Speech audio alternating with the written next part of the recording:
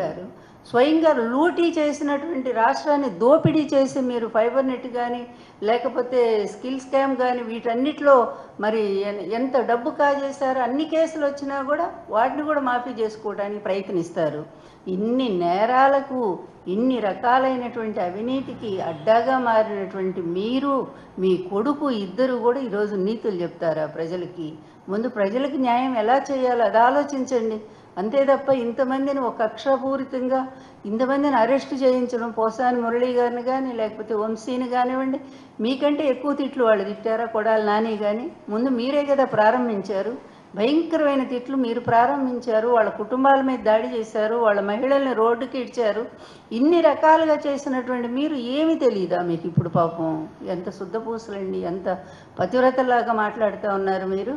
అందువల్ల మీ నేరాలు ఘోరాలు అన్నీ కూడా ప్రజలందరికీ తెలుసండి. అందువల్ల పరిపాలన చేతగాక ఒక అసమర్థులైనటువంటి మీరు మీ కొడుకు ఇద్దరూ కూడా ఈరోజు దారుణంగా డైవర్షన్ పాలిటిక్స్కి ఎక్కడికక్కడ ఒక్క పథకంలోనైనా జగన్తో పోటీగా మీరు నిలబడండి చూద్దాం. ఒక్క పథకంలోనైనా. నిన్నే కదా మీరు అనౌన్స్ చేశారు ఆయన దిశ యాప్ని తీసుకొచ్చి శక్తి అంట. ఏమన్నా సిగ్గుందా అసలు చంద్రబాబుని? 45 ఏళ్ల ఇండస్ట్రీ అనేది ఇందుకు పనికి వచ్చేది కాపీ కొట్టడానికా? అంటే అప్పుడు పరీక్షల్లో కూడా ఇలా కాపీ కొట్టి పాస్ అయిపోయి ఉంటారేమో. అలాగే నిన్న అచ్చెన్నాయుడు ఒక మాట అన్నాడు, ఏంటి నెల తక్కువ బాలుడంట. జగన్ గారిని ఉద్దేశించి నెల తక్కువ బాలుడు కనుకనే ఈ విధంగా చేస్తున్నాడని ఏదో మాట్లాడాడు అచ్చెన్నాయుడు. అదే నేను అడుగుతా ఉన్నా, నెల ఎక్కువగా పుట్టావా నువ్వు అచ్చెన్నాయుడు? నువ్వను లోకేష్ ఇద్దరు కూడా ఓ నెల ఎక్కువ 11 నెలలకు పుట్టారా, అందుకనే అంతంత భారీ శరీరాలు వచ్చినాయా మీకు? మరి అంతే అనాల్సి వస్తుంది. నెల తక్కువ అబ్బాయి అయితే నెల ఎక్కువ మీరు పుట్టారేమో మరి, అందుకనే ఇన్ని నేరాలు ఘోరాలు చేస్తున్నారు. నెల తక్కువ పుట్టినా లేకపోతే ఆయన సరిగ్గానే పుట్టినా కూడా ఆయన చేసినంత మంచి పరిపాలన రాష్ట్రంలో ఒక సువర్ణ అధ్యాయం. అది రాజకీయ చరిత్రలోనే, భారతదేశ రాజకీయ చరిత్రలోనే జగన్ గారి పరిపాలన ఎన్టీఆర్ని రాజశేఖర రెడ్డి ఇద్దరినీ కూడా మించిపోయిందని చెప్పి గొప్ప గొప్ప విశ్లేషకులే మాట్లాడారు. మీరు ఒక్కసారి మేధావులను కనుక్కోండి. ఈ మేధావులు ఒక వర్గానికి సంబంధించిన కులానికి సంబంధించిన మేధావులు కాదు, వాళ్ళు రెండు వైపులా మాట్లాడారు. తెలుసు, జయప్రకాష్ నారాయణ లాంటి వాళ్ళు కూడా ఆయన ముందు పొగిడారు, మళ్ళీ వచ్చి ఎలక్షన్ టైంలో వాళ్ళకు అనుకూలంగా మాట్లాడారు. ఈ 2 నాలుకల మేధావులు మనకు వద్దండి. నిజమైనటువంటి మేధావులను కనుక్కోండి. ఈ అవకాశవాద రాజకీయాలు కాకుండా నిష్పక్షపాతంగా ఈ రాష్ట్రానికి అన్ని వర్గాలకి, పేద వర్గాలకి, విద్యార్థి వర్గాలకి ఎడ్యుకేషన్ కానీ లేకపోతే వైద్యం కానీ అన్ని రంగాలకి సమన్యాయం చేసి పరిశ్రమలను భారీగా తీసుకొస్తే ఈరోజు మొత్తం పరిశ్రమలు రాష్ట్రం నుంచి వెళ్ళిపోయేటట్టు మీ రెడ్ బుక్ రాజ్యాంగాన్ని రూపొందించుకున్నారు. ఎటుపోతుంది మీకు? ఆంధ్రప్రదేశ్ మీద గౌరవం లేదు, ప్రజల మీద అస్సలు ప్రేమ లేదు. మీకు కావాల్సిందల్లా మళ్ళీ అధికారాన్ని అడ్డం పెట్టుకొని ప్రత్యర్థి పార్టీల్ని లేకపోతే ప్రతిపక్షాలని పూర్తిగా ధ్వంసం చేయటము, మేమే ఎప్పటికీ ఉండాలా, నా కొడుకు మళ్ళీ ముఖ్యమంత్రిని చేసుకోవాలని ఒక ధ్యేయంతో మీరు ఈరోజు పరిపాలన సాగిస్తూ ఉన్నారు. అందుకని అవకాశం వస్తే జగన్ మీద మర్చిపోయి ఒక్కడి గుర్తు, హత్యా రాజకీయాలు నాకు తెలియదు అన్నారు కదా. జగన్ గారి మీద 2 సార్లు హత్య చేయించిన ప్రయత్నం చేసింది ఎవరండి? మీరేగా, మీ ప్రభుత్వంలోనే కదా. ఆ టైంలో కూడా ఎయిర్పోర్ట్లో అది ఏఎన్ఐ అనుకుంటా ఆ రిపోర్ట్ ఇచ్చారు కదా వాళ్ళు. సో స్పష్టంగా ఇచ్చారు, ఇది హత్యా ప్రయత్నమే, కోడికత్తి అంటూ మీరు ఎగతాళి చేశారు. ఆ కోడికత్తి తగిలే గోదావరి జిల్లాలో ఒక అతను చనిపోయిన విషయం కూడా వెలుగులోకి వచ్చింది కదా. ఇంత దారుణంగా మోసం చేసి ఆయన ఎవరో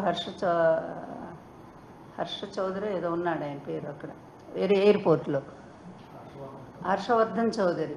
ఆయన అప్పటికప్పుడు శ్రీనివాస్ అనే అబ్బాయిని ఏర్పాటు చేసి పంపించి హత్యా ప్రయత్నం, అది హత్యా ప్రయత్నమే అని చెప్పారు కదా, రిపోర్టే చెప్పింది.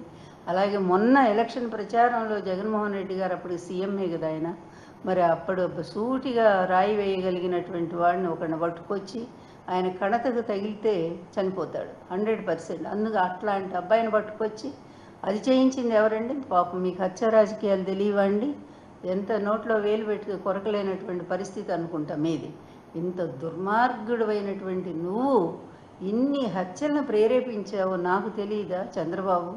అసలు ఎన్టీఆర్ గారికి బ్రెయిన్ క్లాట్, ఆయన చనిపోతారని తెలిసి కూడా కావాలని ఆయనకు అంత ప్రెషర్ చేయించి ఆయన అధికారాన్ని లాగించి చెప్పులేసి ఘోరంగా అవమానం చేసి చివరికి ఆయన మరణానికి కారకులు ఎవరే? కత్తితో పొడిస్తే హత్య కాదు, ఈ విధంగా మరణానికి ప్రేరేపించడం కూడా గొప్ప హత్య క్రిందకే వస్తుంది.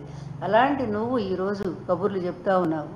జగన్మోహన్ రెడ్డి గారిని చంపించడానికి అడుగడుగునా నువ్వు డైరెక్ట్గానే అన్నావు, ఇదిగో జగన్ నిన్ను చంపితే ఏం చేస్తావు, నీకెవరు దిక్కని నువ్వు అడిగావా లేదా? ఓపెన్గా పోలీసుల మీద అటాక్ చేయించింది ఎవరు? అదిగో చంపండి, వెళ్ళండి వెళ్ళండి అంటూ పాపం ఒక పోలీస్ కన్ను కూడా పోగొట్టుకున్నాడే.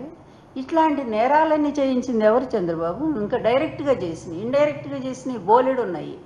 ఇలాంటి నేరాలకు కేర్ ఆఫ్ అడ్రస్ అయినటువంటి నువ్వు ఈరోజు నా 45 ఏళ్ల జీవితంలో హత్యా రాజకీయాలు నాకు దూరం అని అంటావా?